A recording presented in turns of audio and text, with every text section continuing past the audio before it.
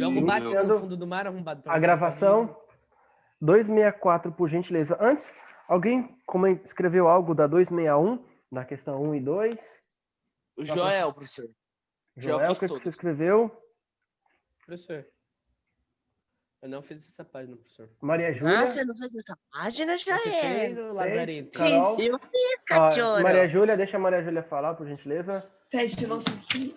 Boa, sabia que ela Na tinha primeira, eu acredito que a política deve ser transparente, uma vez que o povo deve ter conhecimento do que se passa. Boa. E na segunda, eu acredito que não é totalmente transparente a política brasileira. Boa, parabéns. Verdade. Parabéns. Obrigada. Carol fez, Camila, JP, Matheus, Bia, Joel. Beleza, então vamos dar. É mais para vocês ajudarem a fomentarem a própria opinião, ajudar vocês a começar a pensar e para isso escrever com as próprias palavras. Por isso que esses exercícios são bons, porque assim você tem a capacidade de se expressar, de dialogar, dar a sua opinião sobre diversos assuntos, até mesmo no assunto que você entenda, que você goste. Se você não treina, não lê, enfim, melhora o seu vocabulário, fica até difícil de você se expressar. Por isso que eu também sempre recomendo ler aquilo que gosta. Ah, eu gosto de culinária, lê sobre culinária. Ah, eu gosto de pintura, lê sobre pintura. Ah, eu gosto de futebol, lê sobre futebol, porque você vai melhorar o seu vocabulário, você vai adquirir mais palavras e você vai conseguir se expressar melhor. E aí, sobre qualquer assunto, você vai ter essa capacidade de se expressar melhor. Por isso que é sempre bom essas questões. Tenta, escreve, vai chutando, que uma hora você acerta. Sempre arrisca em tudo, Só um parênteses aqui antes de começar a aula, eu fui para um show, todo mundo estava sentadinho, paradinho, lá no Teatro Bradesco, lá do campo do Palmeiras, de 3 cantores italianos. Aí eu olhei assim e falei, meu Deus, vou fazer diferente, eu vou arriscar, tô nem aí. Aí eles cantavam a música, eu fazia gesto, não sei o quê, e mexia. Aí quando eu fui ver, os caras me chamaram para ir conhecê-los, para tirar uma foto com eles lá, conversar. Hoje em dia eles cobram R$1.000 para fazer isso. Então, sempre arrisquem, não tenham medo. Chuta, vai chutando, chuta. Na faculdade também eu chutava. Às vezes eu acertava a maioria, errava também, mas pelo menos eu tentava. Porque se eu chuto, de repente se eu erro, eu descubro onde que eu errei. Porque se eu não chutar, eu penso uma coisa e aí tá errada, como é que o professor vai saber para corrigir? Então, sempre tente chutar, beleza? Vamos lá. Página 264, por gentileza. Gorbachev. Reconstrução e transparência. Mikhail Gorbachev assumiu o posto de secretário-geral do Partido Comunista Soviético em 1985 e, disposto a tirar seu país da crise, propôs um amplo programa de reformas econômicas, perestroika e políticas, glasnost. Ou seja, antes dele, a gente tinha um líder que voltou a promover prisões, torturas, mortes, diminuir a transparência, que a gente viu que foi Brezhnev, e antes do Brezhnev foi o Khrushchev. Primeiro Stalin, que tocava o terror. Khrushchev denunciava esses horrores, então abertura. Depois veio Brezhnev, e aí ele falou, não, vamos voltar à moda Stalin. E por último, Gorbachev, visando dar uma transparência, visando abrir o mercado e tirar o país da crise, porque conforme eu já falei, o socialismo, infelizmente, tende a fracassar sempre. Vai sempre, naturalmente, fracassar e não vai dar certo. Por mais honesta, por mais íntegra que seja a pessoa, o Partido Comunista que esteja... Eu já desisti disso também. Eu acreditava, só que eu vi os resultados. Só tem merda. Nunca funcionou. Nunca funcionou. Primeiro que toda vez que foi colocado em prática, os líderes ganhavam muito dinheiro, tinha muito status, eles não queriam largar o osso. E matava a rodo. E mesmo que você fala, não, dessa vez a gente vai com alguém honesto que não vai matar ninguém, certamente a economia vai entrar em colapso.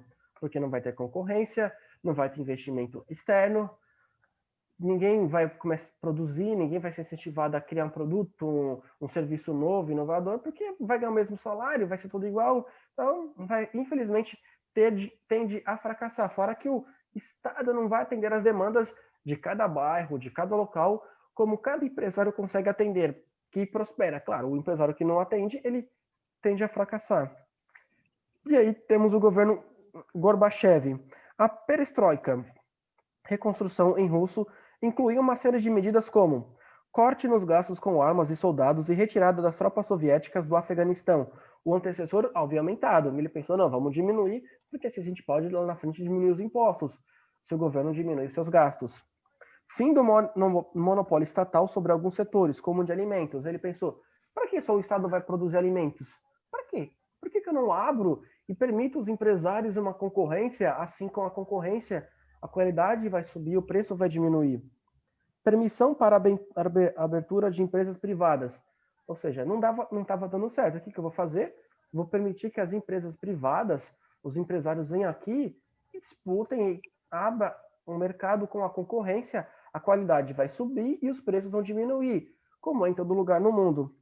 Estimula a renovação tecnológica e a competitividade com as empresas. Tanto que até hoje a Rússia não se destaca na questão de inovação. A Rússia que mandou o primeiro animal para o espaço, cachorrinha Laika, que mandou o primeiro homem, Yuri Gagarin, para o espaço, hoje está atrás de muitos países nesse setor. Porque não investiu, pensou em investir em arma, em guerra, etc. E acabou ficando para trás. Permissão para a entrada de empresas estrangeiras no país, ou seja, permitir que a Parmalat, Chevrolet, Fiat, Ford, entre outras, entrasse no país, mesmo que produzisse lá para vender para fora e levar o lucro para fora, pelo menos durante a produção os empregados seriam russos. As pessoas teriam salário, iam melhorar sua qualidade de vida, conseguiriam comprar comida, enfim, mais dinheiro entrando no país. Assim entra dinheiro de fábrica, entra dinheiro de empresa que vai produzir arroz, milho, soja, empresas que vão ter lojas de comércio, enfim. Aí vai gerar emprego, a economia vai prosperar, porque as pessoas vão ter salário, vão ter opções do que fazer com o seu dinheiro, e a tendência é que o país volte a crescer. A Glamnost, transparência em Rússio, consistia em uma abertura política efetiva. O governo Gorbachev libertou os presos políticos, demitiu funcionários corruptos, pôs fim à censura de jornais, livros e revistas, substituiu o sistema de partido único, o Partido Comunista, pelo pluripartidarismo. Ou seja, antes só tinha um partido, só tinha um líder, não tinha disputa de eleições. Não, é um partido, um líder, acabou. Agora foi permitido. Se um grupo de pessoas quiser fazer o Partido Socialista Soviético, sei lá, que vá fazer um outro socialismo, pode. Quero fazer um partido conservador, pode. Quero fazer um partido liberal, pode. Partido anarquista, pode, enfim. Ficou livre. Teve uma abertura política. Continuando, página 265. O desastre de Chernobyl. Em 26 de abril de 1986, na Ucrânia, o URSS, que era uma das repúblicas socialistas soviéticas, o reator número 4 da usina nuclear de Chernobyl explodiu e lançou vapor radioativo. 299 pessoas foram hospitalizadas e, em pouco tempo, 31 delas morreram. Essa nuvem radioativa viajou desde a antiga União Soviética, passando pela Europa Oriental, Escandinávia, Inglaterra, até chegar à costa leste dos Estados Unidos. Ou seja, olha o quanto que essa nuvem viajou e o quanto que ela impactou.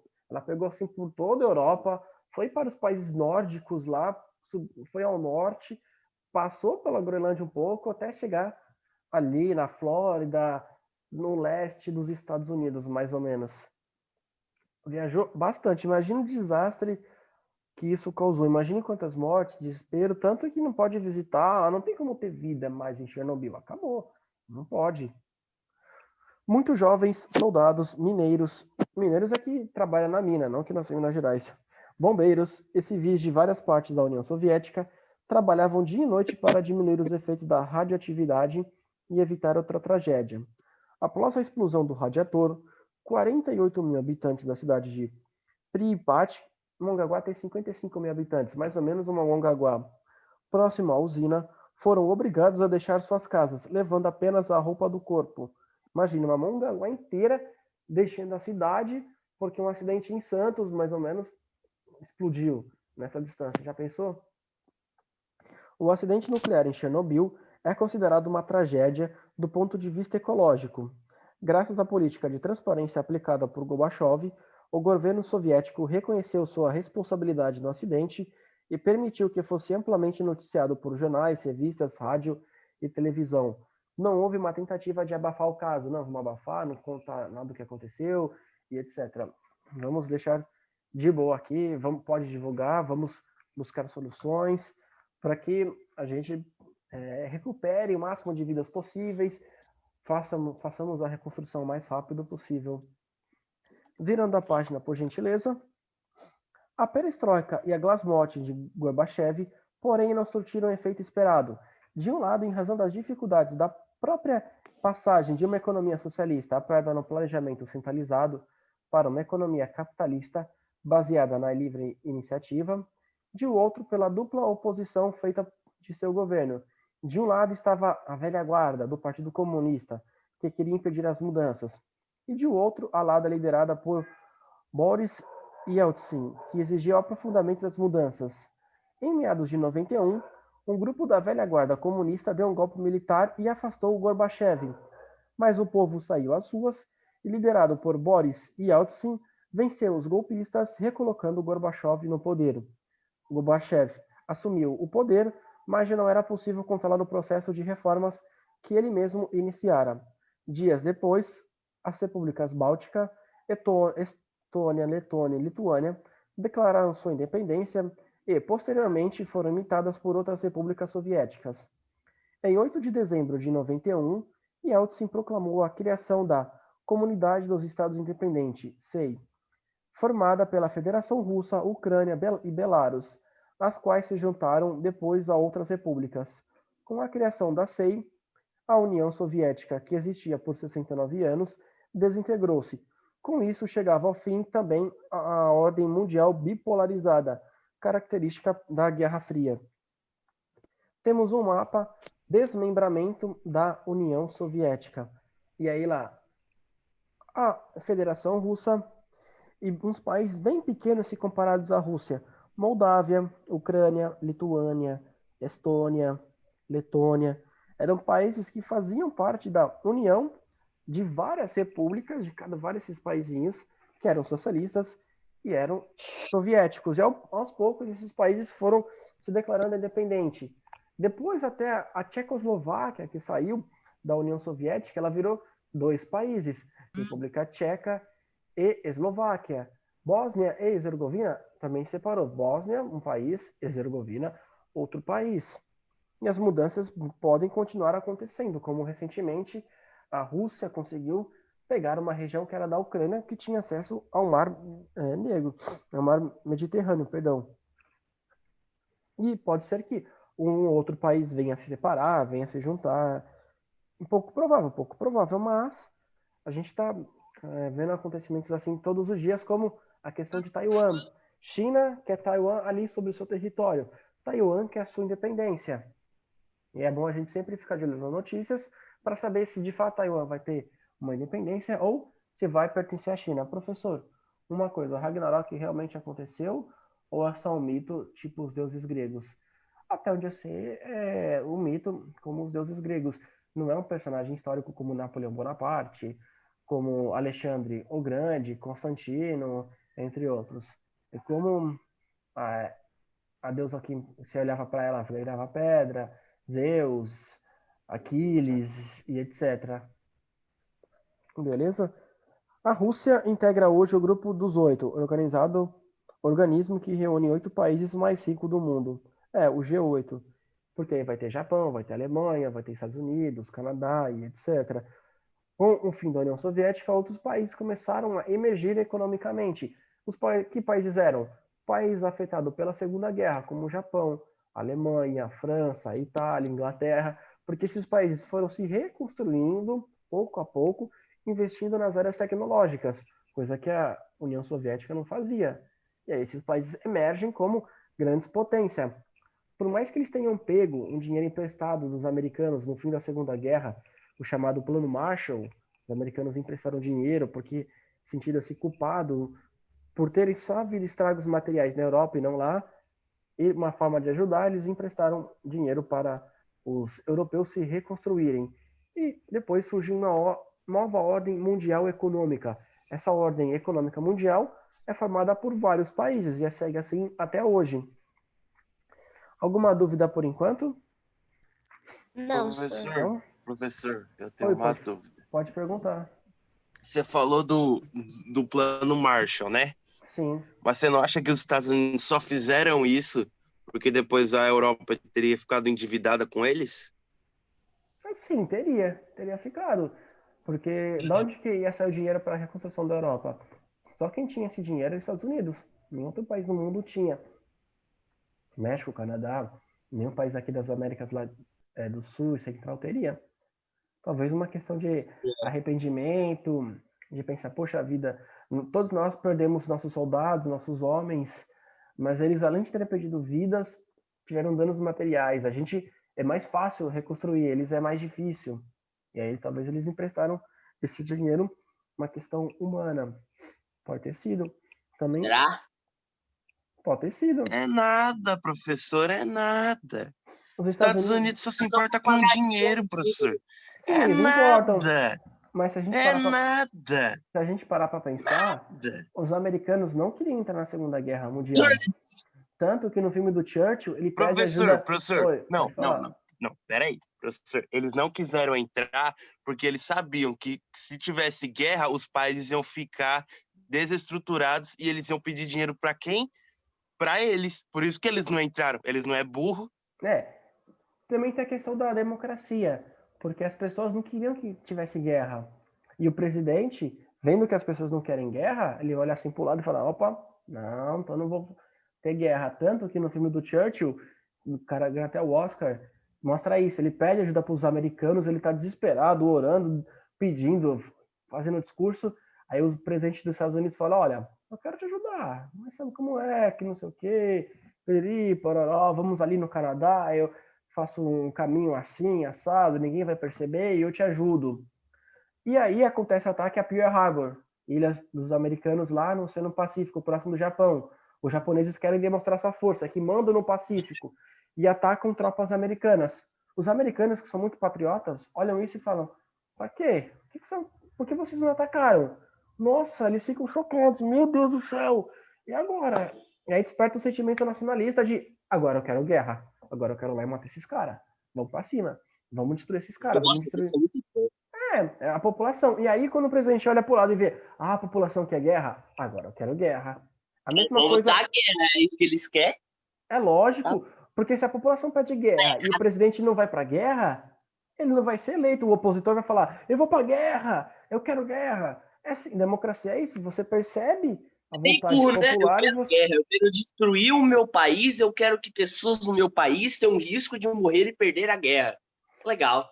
Os americanos sabiam que o Japão ia invadir Pearl Harbor, até onde eu sei, não. Só se a CIA sabia e permitiu para fosse atacado e os americanos entraram na guerra, mas oficialmente não.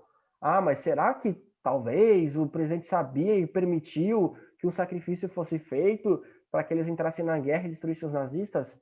É teoria, por enquanto não tem nenhum fato assim, nenhum documento histórico, nem um áudio, um documento oficial que prova. Então, oficialmente, eles não sabiam. Assim como no caso do Vietnã, que os americanos foram lá porque os soviéticos conquistaram o Vietnã do Norte, iam conquistar todo o Vietnã, e aí eles pensaram, não vamos deixar os comunistas, vamos pegar essa terra pra gente. A população foi para as ruas protestar, não queremos guerra, a gente quer o fim da guerra, paz e amor, não sei o quê. Aí o que aconteceu? Acabou-se a guerra. Porque senão o opositor ia vir com o discurso de não pode fazer guerra, eu não vou fazer guerra, eu vou tirar as tropas. E aí seria eleito, porque a vontade das pessoas era essa, e as pessoas votariam nele que prometeria isso. Por isso que os americanos não queriam guerra na Segunda Guerra Mundial, depois quiseram, e a mesma coisa na Guerra do Vietnã. Beleza? Democratização no leste europeu. Países do leste europeu. Polônia, Iugoslávia. Aqui já está errado, esse livro é antiguinho. Tchecoslováquia. Nesse país não existe mais. Virou República Tcheca e Eslováquia. República Tcheca é terra do Peter Cech, do jogador Pavel Nedved, que é diretor da Juventus, do Barros, que é jogador também, mais antiguinho. Hungria, Romênia, Bulgária, Albânia e Alemanha Oriental. A Alemanha ela foi unificada. Desde o fim da Segunda Guerra Mundial, 1945, os países do leste europeu giravam na órbita da União Soviética, daí serem chamados de países satélites.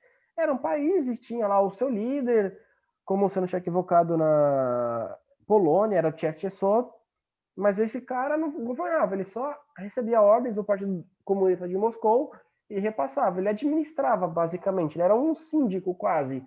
Ele administrava o país de acordo com as ordens que recebia. E em cada país não tinha vários partidos, só tinha o Partido Comunista, um líder e acabou.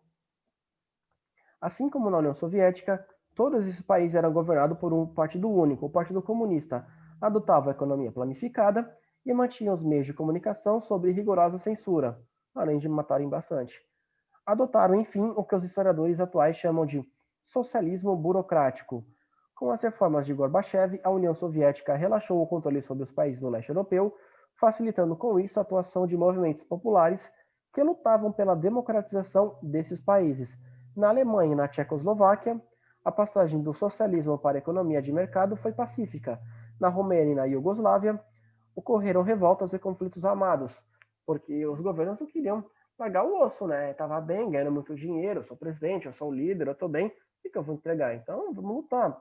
Aí as pessoas estavam com raiva, não, que isso, estamos sofrendo há décadas já, passando fome, sem progresso, sem democracia, sem votar, e vocês querem ficar aí? E acabaram tendo os conflitos. O caso da Alemanha, vamos ver esse caso da Alemanha. Faltam 10 minutos para acabar a aula. Vimos que, depois da Segunda Guerra, a Alemanha foi dividida em Alemanha Ocidental capitalista e Alemanha Oriental socialista.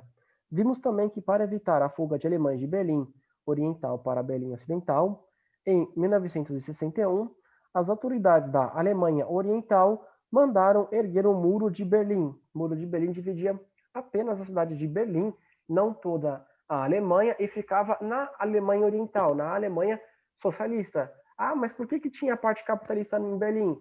Porque foi um acordo feito e você tinha 3 vias de acesso, tanto por trens quanto por aviões, para não serem abatidos. Era permitido isso, mas as pessoas queriam sair do lado comunista e ir para o lado capitalista, porque no lado comunista não tinha emprego, passava-se fome, não tinha liberdade, e todo mundo queria vir desse lado para o lado capitalista, e nunca o oposto. Ninguém sai da Flórida para ir para Cuba. Ah, deixa eu lá curtir o socialismo maravilhoso. Não, ninguém vai. Isso não existe. Mas ao contrário, fogem do socialismo, fogem da repressão, da censura, da fome, da pobreza, para irem para uma terra de liberdade, de emprego, de prosperidade. Mas o ritmo de desenvolvimento das duas Alemanhas não foi o mesmo, óbvio. Mais uma vez, aí vai chegar sempre mais um outro, não, eu tenho um verdadeiro socialismo, comigo vai funcionar. Não funcionou com ninguém, mas comigo vai. Aí vai ver o cara não sai nem da casa da mãe, não arruma nem o próprio quarto, mas vai fazer o socialismo melhorar. Claro. Enquanto o progresso na Alemanha socialista foi apenas razoável, a Alemanha capitalista tornou-se um dos países mais ricos do mundo, o que gerava enorme insatisfação entre os alemães orientais. Soma-se a isso o fato de que os alemães ocidentais podiam manifestar suas ideias livremente. Ou seja, todo mundo pode dizer até que era socialista num país capitalista e falar, não, eu quero o socialismo aqui. As pessoas tinham essa liberdade. Já no outro lado, não. Além da fome, da pobreza e da matança. No final dos anos 80, incentivados pelas reformas de Gorbachev na União Soviética, habitantes da Alemanha Oriental organizaram um movimento popular exigindo melhor qualidade de vida e democracia. O lema do movimento era Wir sind das Volk. O povo somos nós. Pouco a pouco, o movimento foi ganhando corpo e força, até que em 9 de novembro de 89, o povo alemão derrubou o Muro de Berlim, principal símbolo da Guerra Fria. Após a queda do muro, Mikhail Gorbachev concordou em retirar as tropas soviéticas da Alemanha após 45 anos de ocupação. Em julho de 1990, realizou-se então a União Monetária e Econômica entre as duas Alemanhas, tendo o marco como moeda, e em outubro a Alemanha voltava a ser um só país. Para alguns historiadores, a data da queda do Muro de Berlim, 9 de novembro de 1989, marca o fim da ordem mundial bipolarizada, porque eles acham que depois disso, praticamente a União Soviética acabou, o cara, Gorbachev estava integrando mesmo, estava louco para acabar a União Soviética, porque a gente viu com as reformas, ele foi tirado e recolocado pelo povo, enfim, ele queria mesmo o fim disso. É mais uma mera formalidade, mas alguns acham que foi em 91 mesmo. Aí temos a imagem do menininho loiro, olha o cabelinho dele, que bom. Menino ajuda a derrubar o Muro de Berlim, Na Alemanha, ele se juntou a outras pessoas comuns para fazer a história da Alemanha naquele importante 9 de novembro de 1989. Note que o chalé que ele traz no pescoço tem as cores da bandeira alemã. A gente vê na Copa do Mundo, em esportes, etc., que é vermelho, preto e amarelo. E aí ele está ajudando a quebrar. Claro que a contribuição dele foi mínima, mas só de ver o esforço dele em quebrar, já fica registrado. Há algo de bom no socialismo? Na teoria. Na teoria, o bom é você querer que todo mundo seja rico, querer que todo mundo ganhe bem, querer que todo mundo tenha comida e o melhor em casa, que todo mundo seja igual, que não exista diferenças sociais, que acabe a violência, que acabe os tipos de governo. Na teoria, a única coisa boa do socialismo é na parte teórica, porque toda vez que ele foi implementado, nunca deu certo. Sempre houve mortes, corrupção, etc. E mesmo que alguém fosse honesto e colocasse em prática, não daria certo, porque não tem concorrência, o governo não é capaz de atender as demandas da sociedade, como a gente viu na atividade em geografia, que eu falei para vocês, olha, empresa que prosperou, empresa que não prosperou, aí vocês entenderam, ó, a empresa cresceu porque ela vendia isso, essa empresa não cresceu porque não vendia aquilo, não atendeu as demandas do povo. E por que eu vi isso? Que eram vários empresários disputando entre si. Agora, no socialismo, é só o governo. É tudo do governo. Fábricas do governo, lojas do governo, plantações do governo, tudo do governo. Não tem concorrência. Não tem investimento externo. Muita gente de fora gerando emprego aqui. Aí, sem concorrência, a qualidade cai, o preço sobe, falta produtos, porque ninguém é incentivado a produzir, a prosperar, porque não tem aquela ganância, aquela vontade de querer prosperar, ficar rico e etc. Tanto que até um economista que defende uma economia mais liberal, menos socialista, ele fala é a ganância das pessoas que vai fazer a economia prosperar, que vai fazer o país crescer. Se não fosse a cobiça, a ganância, não teríamos as coisas boas que temos. Beleza? Quantos minutos faltam? Faltam 3 minutos para acabar. Eu vou deixar para a gente fazer na próxima aula, seguir lendo outros países no leste europeu, Iugoslávia, guerra na Bósnia e etc., para que semana que vem a gente leia esse texto e eu deixe essas atividades para vocês fazerem, beleza? Alguma dúvida por enquanto? Não. Não? Beleza, ó. Então, segunda-feira que vem, a gente vai começar outros países no leste europeu, vai ler o caso da Iugoslávia, guerra na Bósnia, guerra do Kosovo, e aí vocês vão fazer na segunda-feira em casa, claro, quando acabar a live, as atividades, para que na terça a gente corrija e já inicie a nova ordem mundial econômica.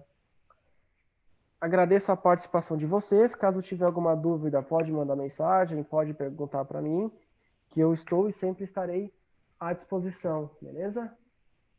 Beleza, senhor. Quem não fez as 2 questõezinhas, façam, por gentileza, escrevam no próprio caderno, porque é bom vocês treinando a argumentação de vocês, treinando usar as próprias palavras, para que de repente vocês queiram comentar algum assunto que goste e não falte vocabulário. Vai comentar sobre vôlei, vai comentar sobre futebol, sobre comida, sobre nutrição, sobre dieta, aí vocês, então, tipo, assim, que não sei o quê. Então, aproveita essa aula que seria a próxima para escrever aquelas questõezinhas lá, para vocês irem treinando e melhorar o seu vocabulário, a sua argumentação, seja no que você quiser se expressar, beleza? Sim. Muito obrigado. Tchau, tchau, até mais. Tchau, senhor. Falou.